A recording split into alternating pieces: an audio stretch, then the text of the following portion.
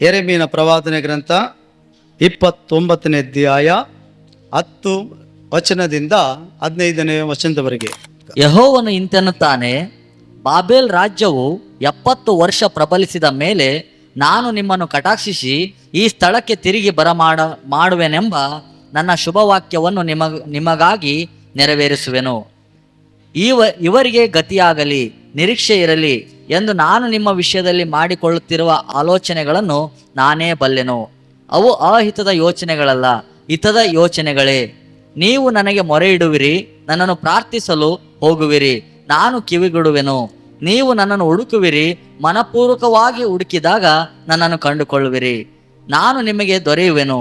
ನಿಮ್ಮನ್ನು ನಿಮ್ಮ ದುರವಸ್ಥೆಯಿಂದ ತಪ್ಪಿಸಿ ನಾನು ನಿಮ್ಮನ್ನು ಅಟ್ಟಿಬಿಟ್ಟಿದ್ದ ಸಮಸ್ತ ದೇಶಗಳಿಂದಲೂ ಸಕಲ ಜನಾಂಗಗಳ ಮಧ್ಯದಿಂದಲೂ ಒಟ್ಟುಗೂಡಿಸಿ ನಿಮ್ಮನ್ನು ಯಾವ ಸ್ಥಳದಿಂದ ಸೆರೆಗೆ ಸಾಗಿಸಿದೆನೋ ಅಲ್ಲಿಗೆ ತಿರುಗಿ ಬರಮಾಡುವೆನು. ಇದು ಯೆಹೋವನ ನುಡಿ. ನೀವು ಯೆಹೋವನು ನಮಗಾಗಿ ಬಾಬೇಲಿನಲ್ಲೇ ಪ್ರವಾದಿಗಳನ್ನು ಏರ್ಪಡಿಸಿದ್ದಾನಲ್ಲ ಅಂದುಕೊಂಡಿದ್ದೀರಿ. ಸೇನಾಧೀಶ್ವರನಾದ ಸಾಕು. ದೇವರ ವಾಕ್ಯನ ಶುದ್ಧ ಮಾಡಿ. ನಾವು ಓದಿಕೊಂಡಂಥ ವಾಕ್ಯ ಭಾಗದಲ್ಲಿ ನೋಡುವಾಗ ಇಸ್ರಾಯೇಲರ ಮಕ್ಕಳು ಸೆರೆವಾಸದಲ್ಲಿದ್ದಾರೆ.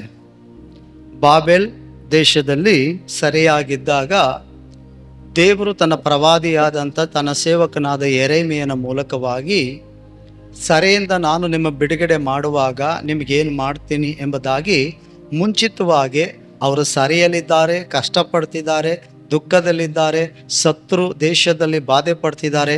ಆದರೆ ಆಗಲೇ ದೇವರು ಅವರಿಗೆ ಮುಂದೆ ಆಗಬೇಕಾಗಿರೋ ಆಶೀರ್ವಾದ ಕುರಿತಾಗಿ ಮಾತನಾಡ್ತಿದ್ದಾರೆ. ಹಲ್ಲೆಲೂಯಾ. ಇಸ್ರಾಯೇಲ್ ಜನಗಳು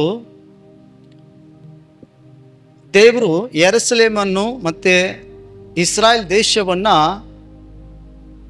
ಈ ಬಾಬೆಲ್ ದೇಶದ ಅರಸನಾದ ನಬ್ಕೋರೆಚನಿಗೆ ಒಪ್ಪಿಸಿ ಕೊಟ್ಬಿಡ್ತಾರೆ.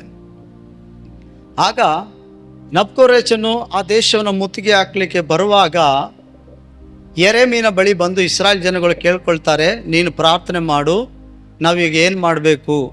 ಈಗ ಕಸಿಯರ ಅರಸನಾದಂಥ ನಬ್ಕೋರೆಚನು ಬಂದು ನಮ್ಮನ್ನು ತನ್ನ ದೇಶಕ್ಕೆ ನಮ್ಮನ್ನು ದಾಸರನಾಗಿ ಎಳ್ಕೊಂಡು ಹೋಗೋಕ್ಕೆ ಬರ್ತಿದ್ದಾನೆ. ಇದು ದೇವರ ಚಿತ್ತ ಆಯಿತೋ ಇಲ್ವೋ? ಅಥವಾ ಐಗುಪ್ತ ದೇಶಕ್ಕೆ ನಾವು ಹೋಗಬೇಕು, ಐಗುಪ್ತ ದೇಶದ ರಾಜನನ್ನು ನಾವು ಆಶ್ರಯಿಸ್ಕೊಳ್ಬೇಕು ಅಂತ ಹೇಳುವಾಗ ಯೆರೆಮೀಯನು ಪ್ರಾರ್ಥಿಸ್ತಾನೆ. ಆಗ ದೇವರು ಹೇಳ್ತಾರೆ, ಇಸ್ರಾಯೇಲ್ ಜನಗಳಿಗೆ ಹೇಳಬೇಕಾದದ್ದು ಏನಂದರೆ, ನೀವು ಐಗುಪ್ತ ದೇಶವನ್ನಾಗಲಿ ಐಗುಪ್ತ ದೇಶದ ಅರಸನಾದಂಥ ಫರೋನನ್ನಾಗಲಿ ಆಶ್ರಯಿಸ್ಕೊಳ್ಬೇಡ್ರಿ. ನೀವು ಕಸ್ಯರ ಅರಸನಾದಂಥ ನಬ್ಕೋರೆಚನನ್ನು ಆಶ್ರಯಿಸಿಕೊಂಡು ಅವನ ಜೊತೆ ಬಾಬೆಲ್ ದೇಶಕ್ಕೆ ಸರಿಯಾಗಿ ಹೋಗ್ರಿ. ನೀವು ಹೋದರೆ ನೀವು ನಿಮ್ಮ ಹೆಂಡತಿ ಮಕ್ಕಳು ಸುರಕ್ಷಿತವಾಗಿರ್ತೀರಿ.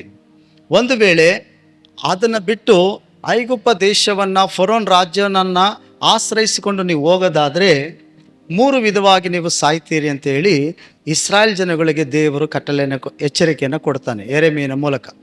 ಆದ್ದರಿಂದ ಯೆರೆಮೀಯನ ಬಂದಿದ್ದೇನೆ ಇಸ್ರಾಯೇಲ್ ಜನಗಳಿಗೆ ಹೇಳ್ತಾನೆ, ನೀವು ಕಸ್ಯರ ಅರಸನಾದಂಥ ನಬ್ಕೋರೆಚನನ್ನು ಆಶ್ರಯಿಸಿಕೊಂಡು ನೀವು ಬಾಬೆಲ್ ದೇಶಕ್ಕೆ ದಾಸರಾಗಿ ಹೋಗಿ, ಇದು ದೇವರ ಚಿತ್ತವಾಗಿದೆ. ನೀವೇನಾದರೂ ಐಗುಪ್ತ ದೇಶವನ್ನು ಆರಿಸಿಕೊಂಡು ಮತ್ತೆ ಫರೋನನ ಮಾತನ್ನು ಕೇಳಿ ಹೋಗೋದಾದರೆ ನೀವು 3 ವಿಧವಾದ ಕಾರ್ಯಗಳಲ್ಲಿ ಸಾಯ್ತೀರಿ. ಒಂದು, ಕತ್ತಿಯ ಬಾಯಿಗೆ ನೀವು ಸಂಹರಿಸಲ್ಪಡ್ತೀರಿ, ಖಡ್ಗದಿಂದ ನೀವು ಸಂಹರಿಸಲ್ಪಡ್ತೀರಿ. ಖಡ್ಗದಿಂದ ತಪ್ಪಿಸಿಕೊಳ್ಳೋರು, ಕತ್ತಿಯಿಂದ ತಪ್ಪಿಸಿಕೊಳ್ಳೋರಿಗೆ ಏನಂತೆ, ಅವರು ಬರಗಾಲದಲ್ಲಿ ಸಾಯ್ತಾರೆ. ಬರಗಾಲ ಬರ್ತದೆ ಅವರಿಗೆ. ಬರಗಾಲದಲ್ಲಿ ತಪ್ಪಿಸಿಕೊಂಡವರಿಗೆ ಅಂಟು ರೋಗದಲ್ಲಿ ಸಾಯ್ತಾರೆ ಎಂಬುದಾಗಿ ದೇವರು ಕಟ್ಟಳೆ ಇಡ್ತಾನೆ. ಹಲ್ಲೆಲೂಯಾ. ಆಗ ಇಸ್ರಾಯೇಲ್ ಜನಗಳು ಏನು ಹೇಳ್ತಾರೆ ಅಂದರೆ, ದೇವ್ರು ನಿನ್ನ ಜೊತೆ ಮಾತನಾಡೇ ಇಲ್ಲ, ದೇವ್ರು ನಿನಗೆ ಹೇಳೇ ಇಲ್ಲ, ನೀನು ಸುಳ್ಳು ಹೇಳ್ತಿದ್ದಿ, ನಾವು ನಬ್ಕೋರೆಚನ ಆಶ್ರಯಿಸ್ಕೊಳ್ಳೋಕ್ಕೆ ಹೋಗಬಾರ್ದು, ಫರೋನನ್ನು ಆಶ್ರಯಿಸ್ಕೊಂಡು ಐಗುಪ್ತ ದೇಶಕ್ಕೆ ಹೋದರೆ ನಾವು ಚೆನ್ನಾಗಿರ್ತೀವಿ ಎಂಬುದಾಗಿ ಅನೇಕ ಜನ ಏನು ಮಾಡ್ತಾರೆ, ಐಗುಪ್ತ ದೇಶವನ್ನು ಆರಿಸಿ ಹೋಗ್ಬಿಡ್ತಾರೆ. ದೇವರು ಹೇಳಿದ ಹಾಗೆ ಅನೇಕರು ಕತ್ತಿ ಬಾಯಿಗೆ ತುತ್ತಾಗ್ತಾರೆ, ಅಂದರೆ ಕತ್ತಿಯಿಂದ ಸಂಹರಿಸಲ್ಪಡ್ತಾರೆ. ಎರಡನೇದಾಗಿ ಬರಗಾಲಕ್ಕೊಳಗಾಗ್ತಾರೆ, ಅದರಲ್ಲಿ ಅನೇಕ ಜನ ಸಾಯ್ತಾರೆ. ಮೂರನೇದಾಗಿ ಅಂಟು ರೋಗದಲ್ಲಿ ಸಾಯ್ತಾರೆ. ಆದರೆ ದೇವರು ಹೇಳಿದ ಹಾಗೆ ಯಾರು ಬಾಬೆಲ್ ದೇಶಕ್ಕೆ ಸರಿಯಾಗಿ ಹೋದ್ರೋ ಅವ್ರನ್ನ ಕುರಿತಾಗಿ ಈ ಮಾತು ವಾಗ್ದಾನ ಮಾಡ್ತಾ ಇರೋದು. ಇಸ್ರಾಯೇಲನ ಕುರಿತಾಗಿ ದೇವರು ಏನು ಹೇಳ್ತಿದ್ದಾನಂತಂದರೆ, ಯೆಹೋವನು ಈತೆನ್ನುತ್ತಿದ್ದಾನೆ, ಬಾಬೆಲ್ ರಾಜ್ಯವು 70 ವರ್ಷ ಕಳೆದ ಮೇಲೆ ನಾನು ನಿಮ್ಮನ್ನು ಕಟಾಕ್ಷಿಸಿ ತಿರುಗಿ ಈ ಸ್ಥಳಕ್ಕೆ ಬರಮಾಡುತ್ತೀನಿ. ನೋಡಿ, ದೇವರು ಇವ್ರನ್ನ ಸರಿಯಾಗಿ ಕಳಿಸ್ಬಿಟ್ಟಿದ್ದಾನೆ. ಈಗ ಸರಿಯಾಗಿ ಹೋದಾಗ ಎಷ್ಟು ವರ್ಷ ಆಯಿತು? 1 ವರ್ಷ 2 ವರ್ಷ ಅಲ್ಲ, 70 ವರ್ಷ ಆದಮೇಲೆ ಇವ್ರು ಹಿಂತಿರುಗಿ ಬರೋದು. ದೇವರ ಕಟ್ಟಳೆ ಏನಂತಂದ್ರೆ, ದಾಸರಾಗಿದ್ದೇನೆ ಯಾವುದಾರ ದೇಶದಲ್ಲಿ ಅವರು ಗುಲಾಮರಾಗಿದ್ದರೆ, ಇಸ್ರಾಯೇಲರಾಗಲಿ ಬೇರೆಯವರಾಗಲಿ, ಮತ್ತು ಇಸ್ರಾಯೇಲರ ಮನೇಲಿ ಯಾರಾದರೂ ಬೇರೆ ದೇಶದವರು ಮನೆ ಕೆಲಸಕ್ಕಾಗಲಿ, ದನ ಕುರಿ ಮೇಯಿಸೋಕ್ಕಾಗಲಿ, ವ್ಯವಸಾಯ ಮಾಡೋಕ್ಕಾಗಿ ದಾಸನಾಗಿ ಹಣ ಕೊಟ್ಟು ಅವನ್ನ ಕೊಂಡುಕೊಂಡು ಗುಲಾಮನಾಗಿ ಬಂದು ಮನೇಲಿ ಇಟ್ಕೊಂಡಿದ್ರು ಕೂಡ ಅವನಿಗೆ 70 ವರ್ಷ 7 ವರ್ಷ ಅಂತೇಳಿ ಕಟ್ಟಲೆ ಇಟ್ಟಿದ್ರು. ಅದಾದ ಮೇಲೆ ಅವನ್ನ ಸ್ವತಂತ್ರಗೊಳಿಸ್ಬೇಕು, ಅವನ ಬಿಟ್ಬಿಡ್ಬೇಕು. ಅವನು ಎಲ್ಲಾರ ಹೋಗಿದ್ದೇನೆ ಇಷ್ಟ ಬಂದಂಗೆ ಅವನು ಬದುಕಬಹುದು. ಒಂದು ವೇಳೆ ಇಲ್ಲ, ನಾನು ಯಜಮಾನನ ತಾನೇ ನಾನು ಇರ್ತೀನಿ, ನಾನು ಚೆನ್ನಾಗಿ ನೋಡ್ಕೊಂಡಿದ್ದಾನೆ, ಮಗನ ಥರ ನೋಡ್ಕೊಂಡಿದ್ದಾನೆ ಅಂತೇಳಿ ಒಂದು ವೇಳೆ ಅವನೇನಾದರೂ ನಿನ್ನನ್ನು ಬಿಟ್ಟು ಹೋಗೋಕ್ಕೆ ಮನಸ್ಸು ಮಾಡಿಲ್ಲ ಅಂತಂದರೆ ಅವನ್ನ ಇಟ್ಟುಕೊಂಡು ಬಲ್ದ ಕಿವಿನ ಕುಯ್ದು ಗುರುತು ಮಾಡಬೇಕು ಅಂತ ದೇವರ ಕಟ್ಟಲೆ ಇತ್ತು. ಆದರೆ ದೇವರ ಆಲೋಚನೆ ಏನು ಅಂದರೆ, ದಾಸತ್ವದಲ್ಲಿರೋರಿಗೆ ಬಿಡುಗಡೆ ಆಗಲೇಬೇಕು. ಅದಕ್ಕೆ ನೋಡಿ, ಇದನ್ನೇ ನಮ್ಮ ರಾಜ್ಯ ಸರ್ಕಾರ, ಕೇಂದ್ರ ಸರ್ಕಾರ ಅನುಸರಿಸ್ತದೆ. ಅಂದರೆ ಆಗಸ್ಟ್ 15 ಬರಬೇಕಾದ್ರೆ ಕೆಲವು ಹಳೆ ಕೈದಿಗಳನ್ನ ಏನು ಮಾಡ್ತಾರೆ, ಅವರು ಪ್ರಾಮಾಣಿಕವಾಗಿರೋರು, ನಂಬಿಗಸ್ತರಾಗಿರೋರು, ಸರಿಯಾಗಿ ಒಂದು ಮನ ತಿರುಗಿ ಪರಿವರ್ತನೆ ಹಾಕಿರೋರು ಏನು ಮಾಡ್ತಾರೆ, ರಿಲೀಸ್ ಮಾಡಿಬಿಡ್ತಾರೆ. ಆ ದಾಸತ್ವದಿಂದ ಅವ್ರ ಕೇಸ್ಗಳಿದ್ರು ಕೂಡ ಅವ್ರನ್ನ ಮನ್ನಿಸಿ ಬಿಟ್ಬಿಡ್ತಾರೆ. ಇದು ದೇವರ ಕಟ್ಟಲೆ.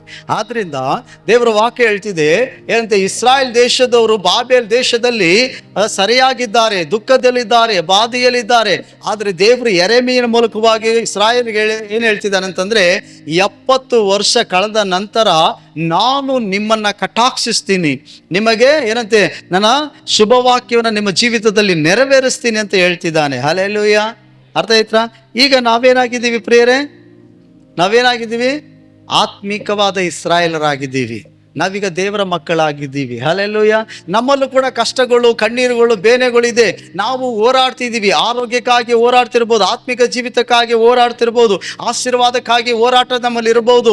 ಒಂದು ವೇಳೆ ಸೈತಾನ ಬಾಧೆಗಳಲ್ಲಿ, ಪೂರ್ವಿಕರ ಶಾಪಗಳಲ್ಲಿ, ದೆವ್ವಗಳಲ್ಲಿ, ಮಾಟದಲ್ಲಿ ಇನ್ನೂ ಅನೇಕರು ಬಾಧಿಸಲ್ಪಡ್ತಿರ್ಬೋದು. ಅನೇಕ ಪ್ರಾರ್ಥನೆ ಮಾಡಿದ್ರು ನನ್ನ ಪ್ರಾರ್ಥನೆಗೆ ಉತ್ತರ ಸಿಗ್ತಿಲ್ಲ, ನನ್ನ ಕಣ್ಣೀರು ಒರೆಸಲ್ಪಡ್ತಿಲ್ಲ, ನಾನು ಇಂಥ ಪರಿಸ್ಥಿತಿಯಲ್ಲಿ, ಕಷ್ಟದಲ್ಲಿ, ಕೈ ಬಿಡಲ್ಪಟ್ಟಂಥ ಪರಿಸ್ಥಿತಿಯಲ್ಲಿ ಹಾದು ಹೋಗ್ತಾ ಇದ್ದೀನಿ. ನಾನು ಕೂಡ ಒಂದು ದಾಸನಾಗಿದ್ದೀನಿ, ದಾಸಿಯಾಗಿದ್ದೀನಿ. ಅನೇಕ ಕಾರ್ಯಗಳು, ದೇವರಿಗೆ ಇಷ್ಟವಿಲ್ಲದ ಕಾರ್ಯಗಳು ನಾನು ಬಿಟ್ಟು ಬಿಡಬೇಕು ಅಂತ ಹೇಳಿದ್ದೇನೆ, ತೀರ್ಮಾನಗೊಂಡಿದ್ದೀನಿ. ಆದ್ರೂ ಬದಲಾವಣೆ ಆಗಕ್ಕಾಗ್ತಿಲ್ಲ, ಆದ್ರೂ ಪರಿಶುದ್ಧತೆಯಲ್ಲಿ ಜೀವಿಸಕ್ಕಾಗ್ತಿಲ್ಲ, ಪ್ರಾರ್ಥನೆಯಲ್ಲಿ ನಾನು ನಡ್ಕೊಳ್ಳೋಕ್ಕಾಗ್ತಿಲ್ಲ ಎಂಬುದಾಗಿ ನೀವು ಯಾವುದೋ ಒಂದು ವಿಧವಾದ ದಾಸತ್ವದಲ್ಲಿ ಇರಬಹುದು. ನಿಮಗೆ ಇನ್ನೂ ಕೂಡ ಬಿಡುಗಡೆ ಆಗಿಲ್ಲದೆ ಇರಬಹುದು, ಇನ್ನೂ ಕೂಡ ನೀವು ಆಶೀರ್ವದಿಸಲ್ಪಟ್ಟಿಲ್ಲದೆ ಇರಬಹುದು. ನಿಮ್ಮಲ್ಲಿ ಇನ್ನೂ ಅನೇಕ ವಿಧವಾದಂಥ ನಷ್ಟಗಳು, ಸಂಕಟಗಳು, ಕಣ್ಣೀರುಗಳು, ಬೇನೆಗಳು ನೀವು ಅನುಭವಿಸ್ತಾ ಇರಬಹುದು. ದೇವರು ನಿಮ್ಮನ್ನು ನೋಡಿ ಹೇಳ್ತಿದ್ದಾನೆ ಏನಂತಂದ್ರೆ, ಯೆಹೋವನು ಈತೆನ್ನುತ್ತಿದ್ದಾನೆ.